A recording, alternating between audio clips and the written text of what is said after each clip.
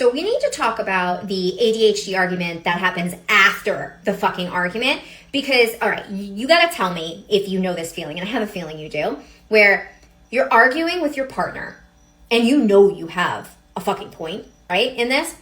So you know what they're saying now isn't really capturing what happened. And now you're trying to explain yourself.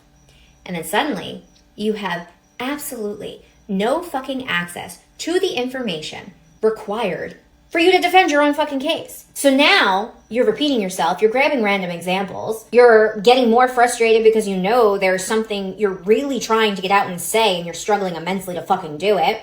But you're struggling immensely to do it because you can't organize it into a fucking coherent sentence. And then the argument ends, you walk away, catch 22, because now you regulate a little.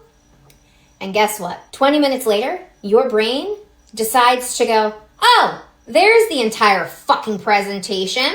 And now you know exactly what you meant. You remember the example you were trying to think of. You understand why you were upset. You're like fucking Picasso now, and you can suddenly explain the whole thing beautifully like a fucking masterpiece. And this right here is something couples with ADHD really need to understand about this, because most of the time the information that you can access when you're emotionally activated may not be the same information you're going to be able to access once your nervous system settles. You got the working memory, the inhibition, cognitive flexibility, organizing your thoughts, which is in part working memory. Those are already areas that are going to require more effort for many of us ADHDers. And so if you add a shitload of emotional arousal to the mix, sometimes continuing to push for an answer right in that moment isn't going to help you resolve the argument. It's making the brain you're asking to communicate work even harder. So I know this might sound odd, but normalizing, saying to your partner, I know I have more to say, or I'm going to need some time to process. I can't access it right now.